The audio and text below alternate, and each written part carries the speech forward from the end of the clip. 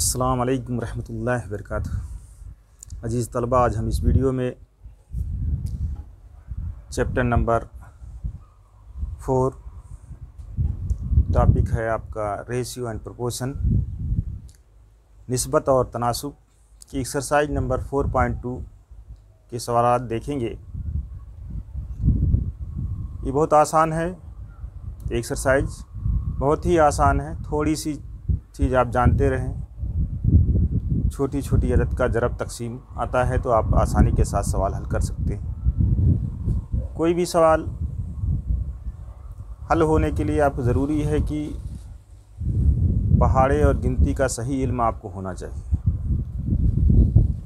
पहाड़े और गिनती का सही इल्म का मतलब कि आपको जमा नफ़ी और ज़रब तकसीम कम से कम छोटे छोटे अदद का आना चाहिए, तो आप धीरे धीरे बड़ी अदद का भी ज़रब तकसीम कर सकते हैं और दिए गए सवालात को भी हल कर सकते हैं। इसके लिए ज़रूरी है कि अगर आप बेहतर ये है कि 20 तक पहाड़े याद कर डालिए, और नहीं तो कम से कम 10 तक पहाड़े तो ज़रूरी है, इससे कम पे कोई गुंजाइश नहीं। तो आइए शुरू करते हैं। 4/2 का पहला सवाल है, a/b बराबर a/b के खुसूसियत का इस्तेमाल करके खाली जगह मुनासिब अदद लिखिए।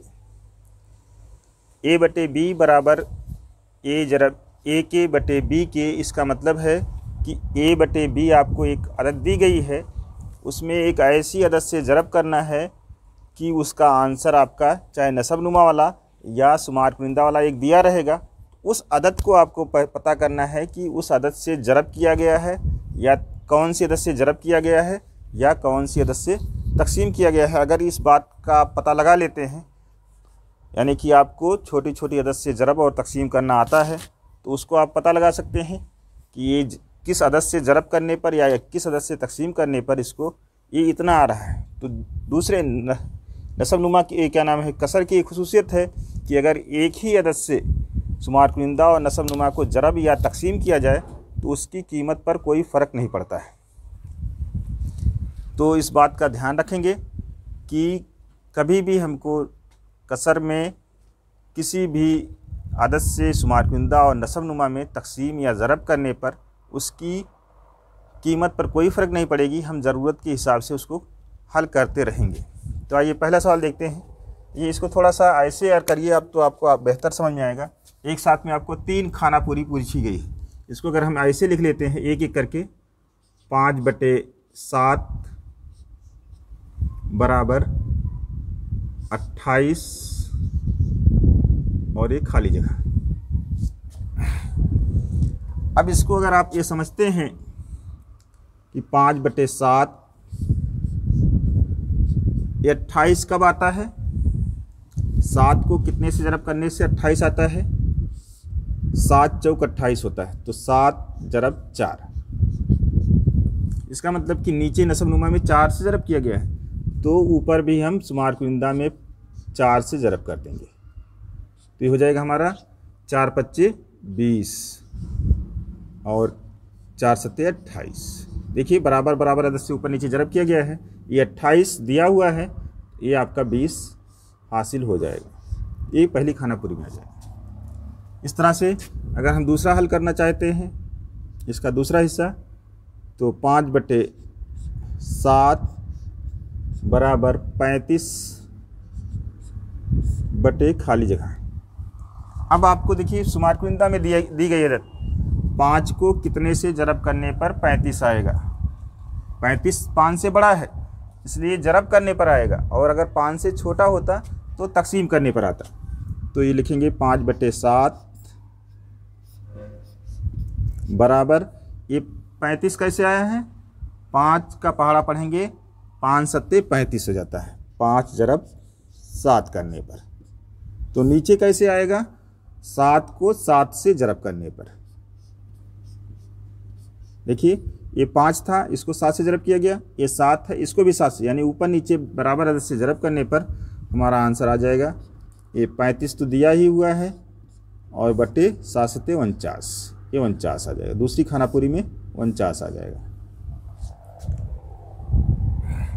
फिर इसी तरह से इसका तीसरा हिस्सा जो है 5/7 बराबर इसमें दिया गया है। शुमार कुंदा में खाली जगह है, नसब नुमा में 3 अशरिया 5। 3 अशरिया 5 7 से छोटा है। क्या है? 7 से छोटा है। तो 7 से छोटा है का मतलब कि इसमें तकसीम किया गया है। 7 को किसी अदद से तकसीम करने पर 3 अशरिया 5 आया है। तो 3 अशरिया 5 को जरब करिए किसी अदद से कि वो 7 आ जाए।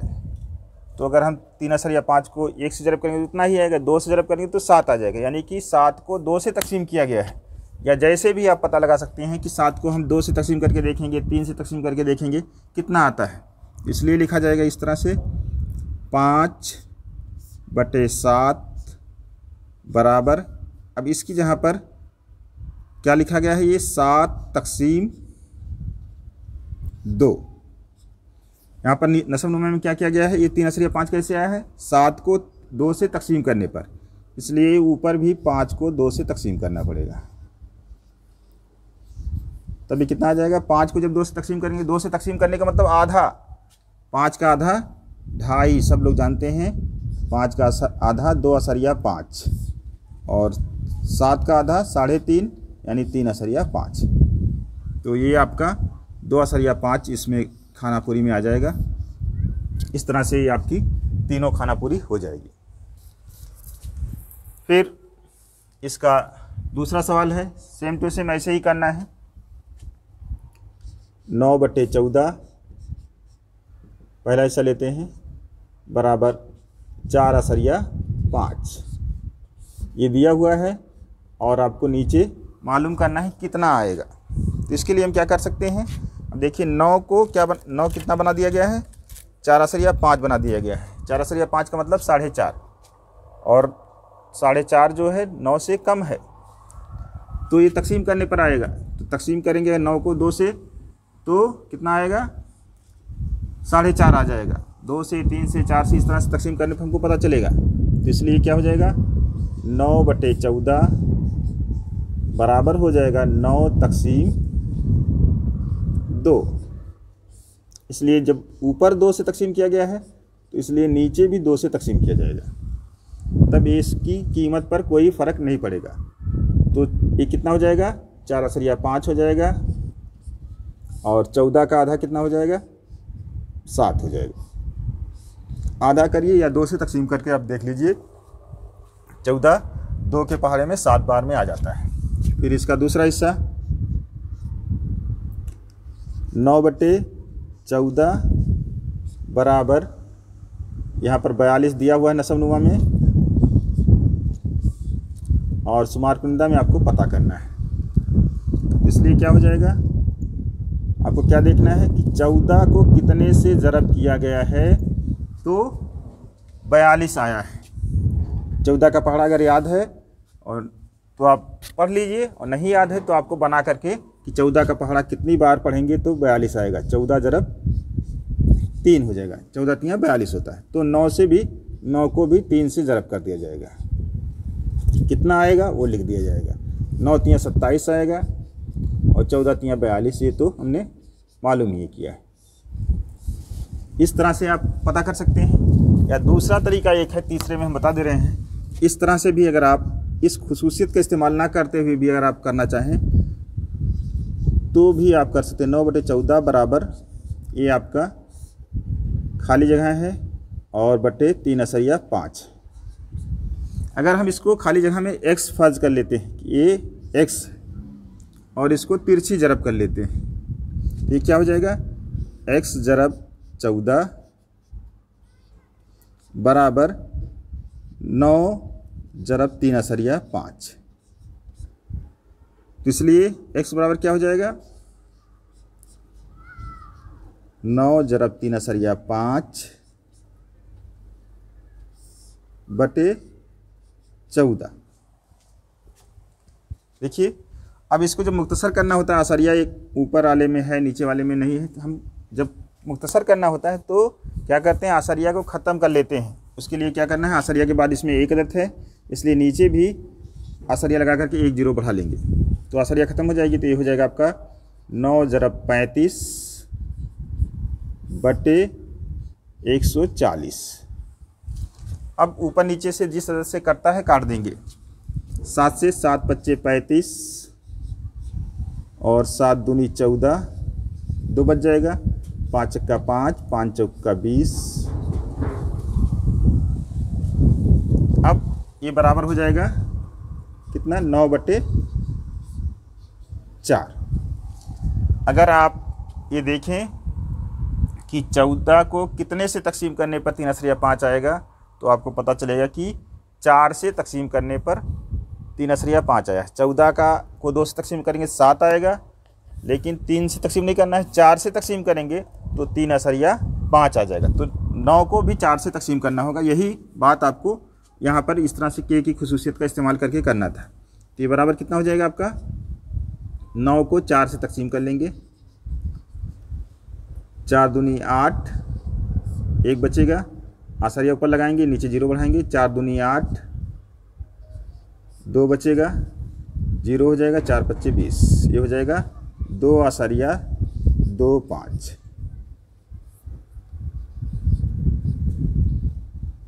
ये आंसर हो जाएगा। तो खाली जगह कितना आएगा, 2 आसारिया 2 5। इस तरह से भी कर सकते हैं और जो तमाम सवाल बताए गए हैं इस तरह से भी हम कर सकते हैं। आइए अब इसका दूसरा सवाल देखते हैं। दूसरे सवाल में कहा गया है दर्ज झेल निस्बतें मालूम कीजिए। कई निस्बत दी गई हैं, उसको मालूम करना है। आप सवाल किताब में पढ़ लेंगे या स्क्रीन पे आपको दिखेगा। पहला है दायरे के निस्कुत्र की उसके मुहीत से निस्बत। पहला क्या है, दायरे के निस्कुत्र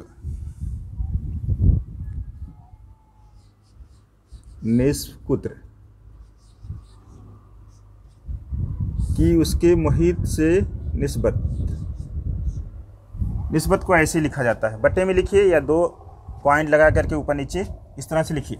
अब हम जानते हैं कि निस्कुत्र को कैसे आर से जाहिर करते हैं और मुहीत को सी से जाहिर किया जाता है। अब आर निस्कुत्र है, मुहीत का जाब्ता हमने पढ़ा है 7वीं में 8वीं में, सी बराबर πd और सी बराबर 2πr, 2πr।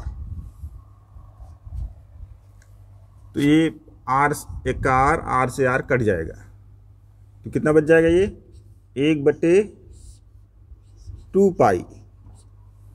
पाई की कीमत अगर आपको लिखना है लिख सकते हैं। ये बराबर हो जाएगा 1/2 × 22/7।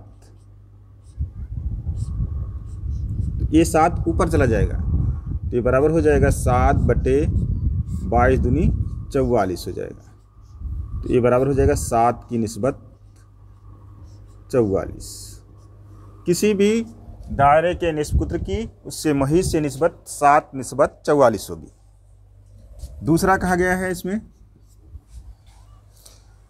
आर निस्कुत्र वाले दायरे के मुहीत की उसके रकबे से निस्बत। निस्कुत्र वाले आर निस्कुत्र वाले दायरे के मुहीत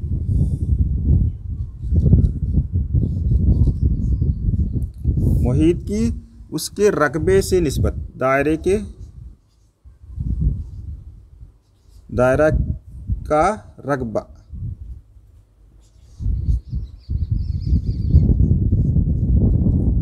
निस्कुत्र आर है। निस्कुत्र आर कहने का मतलब AC का जाब्ता जो है आर की शक्ल में लगाया जाएगा। और दायरे का रकबा क्या होता है, दायरे का रकबा, आप दायरे का रकबा लिखिए या एरिया लिखिए, उसको πr² होता है जाब्ता। तो C का जाब्ता क्या होता है, 2πr होता है बटे πr²। पाई से पाई कट जाएगा, आर से r² ख़त्म हो जाएगा, तो क्या बच जाएगा, ऊपर 2 बच जाएगा, नीचे r बच जाएगा, 2/r। तो ये बराबर हो जाएगा, इसकी निस्बत क्या आ जाएगी, 2 की निस्बत r। जितना निस्कुत्र रहेगा उसकी निस्बत हो जाएगी और 2 की निस्बत हो जाएगी। फिर इसी तरह से इसका तीसरा हिस्सा है 7 सेंटीमीटर जिला वाले मुरब्बे के वित्र उसके जिला की निस्बत।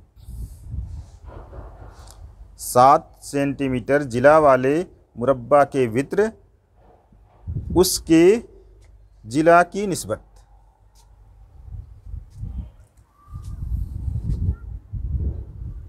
मुरब्बा की जिला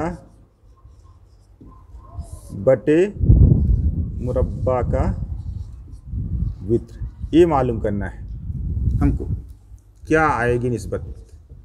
और जिला दी गई है 7 सेंटीमीटर, तो इसकी निस्बत कितनी आएगी वो हमको पता करना है। अब या तो आपको मालूम हो कि मुरब्बे का वित्र जो है जिला का क्या होता है, या आपको फीसागोरस का मसला आना चाहिए। देखिए हम बताते हैं, अगर नहीं मालूम है तो भी कर सकते हैं आप। एक मुरब्बा बना लेते हैं, कच्ची शक्ल। मुरब्बे का मतलब जिसकी चारों जिले मसावी हों और तमाम जाविये जो है 90 दर्जे के होते हैं। A7 और AB7 तमाम जाविये 90 दर्जे के हैं। एक ABCD ये क्या है, एक मुरब्बा है जिसकी जिले 7-7 सेंटीमीटर हैं। तो हम मुसल्लस ABC में फीसागोरस का मसला लगा लेते हैं।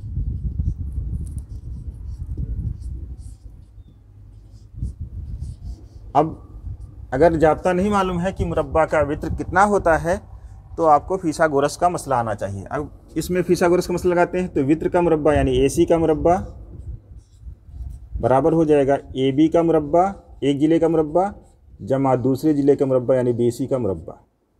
यही हमको मालूम करना है। AC का मुरब्बा मालूम करना है। AB का मुरब्बा 7 है, 7 का मुरब्बा जमा 7 का मुरब्बा, तो ये बराबर हो जाएगा 49 जमा 49, तो ये बराबर हो जाएगा 98।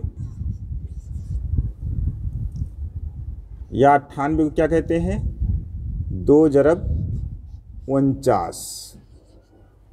इसलिए AC बराबर कितना हो जाएगा, 49 का, ये इसका पूरे का जजर हो जाएगा 2 × 49 का, तो 49 का जजर 7 आ जाएगा और इसका जजर 2 के अंदर रह जाएगा, 2 जजर के अंदर रह जाएगा। अब जिला कितनी है, 7 है, इसलिए क्या हो जाएगा आपका मुरब्बा की जिला कितना है, 7 है, और उसका वित्र कितना हो जाएगा 7 जजर 2। अब इसकी निस्बत निकालना है तो 7 का 7 हो जाएगा, 7 का 7, ये बराबर हो जाएगा 1 बटे जजर 2। ये बराबर इसको लिखा जाएगा 1 की निस्बत √2, 1:√2 हो जाएगा, ये आंसर हो जाएगा।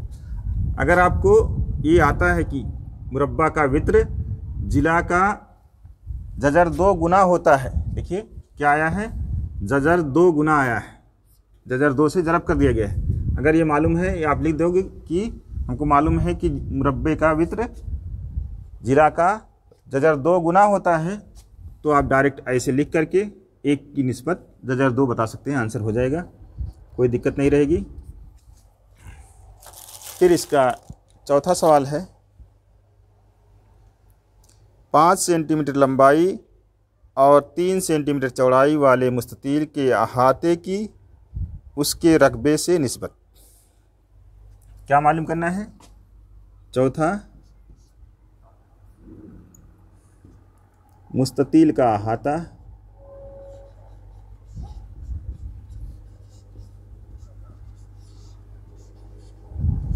बटे मुस्ततील का रकबा।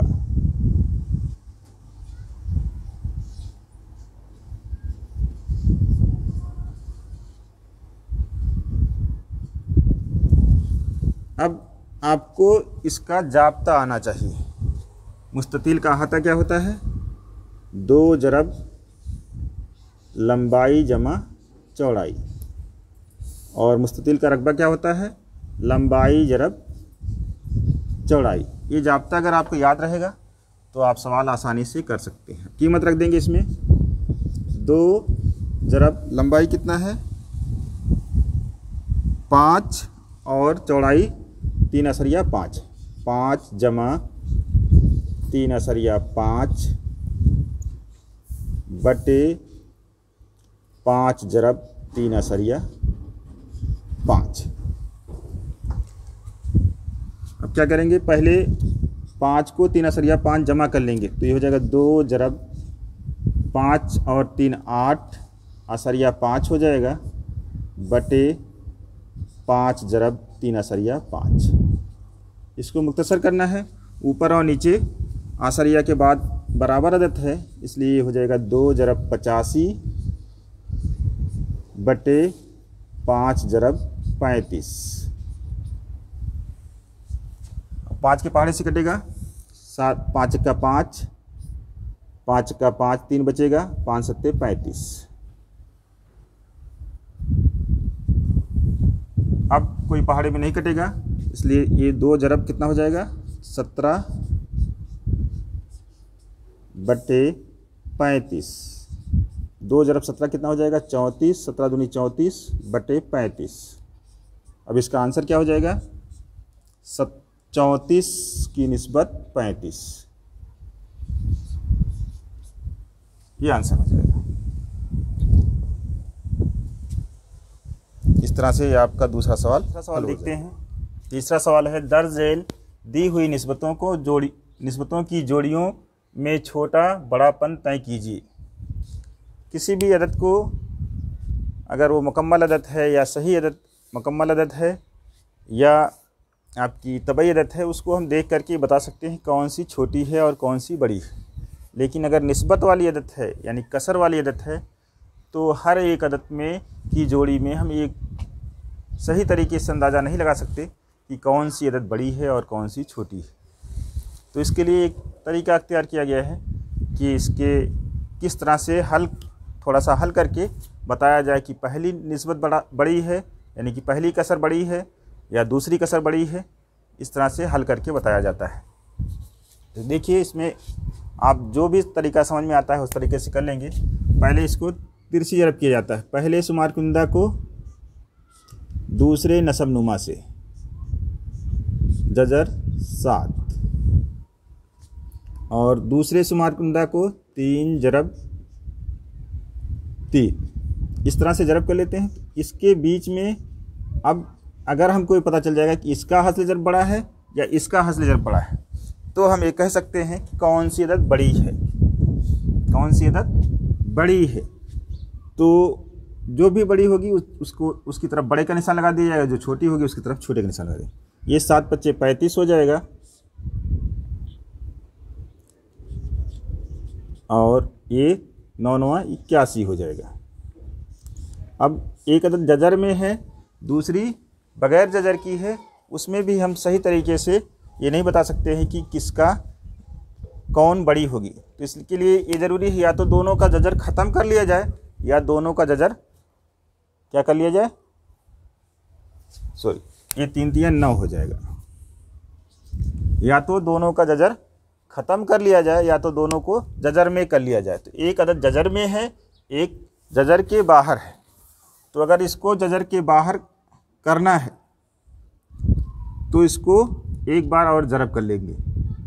तो यानी कि ये जब 2 बार ज़रब होगी तब जजर के बाहर आएगी। यानी इसका जब मुरब्बा किया जाएगा, इसका और इसका मुरब्बा किया जाएगा, मुरब्बा करने पर ये इस तरह से भी कह सकते हैं कि इन दोनों का अगर हम मुरब्बा कर लेते हैं, इसका भी और इसका भी, इसका मुरब्बा करेंगे तो 35 हो जाएगा, जजर ख़त्म हो जाएगा, और इसका मुरब्बा करेंगे तो 9 आ जाएगा। अब चूँकि अब हमको पता है 9 × 9 = 81, मुरब्बा करेंगे 9 का तो 81 हो जाएगा। तो हमको पता है कि 35 छोटा है और 81 बड़ा है, इसलिए बड़े का निशान इस तरह लगा देंगे। अब हमको ये पता चला कि पहले शुमार कुंदा का हासिल ज़रब बड़ा आया है, इसलिए पहली निस्बत बड़ी होगी। तो इसलिए क्या हो जाएगा, जजर 5/3 ये छोटा होगा और 3/जजर 7 ये बड़ा होगा।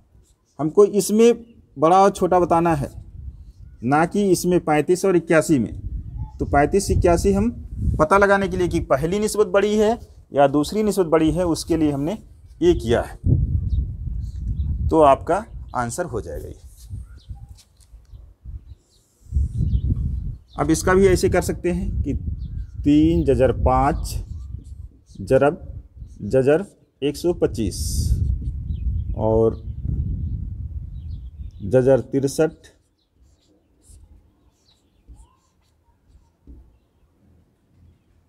जरब 5 जजर 7।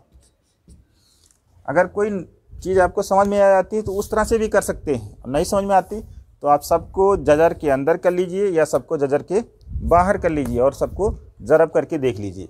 अगर हम इन सबको जजर के अंदर लेते हैं तो ये हो जाएगा 3, जजर के बाहर है तो ये जाएगा 5 जरब 125 और इसमें हमको बताना है कौन सा बड़ा है कौन सा छोटा। ये 5 बाहर हो जाएगा, जजर 63 जरब 7।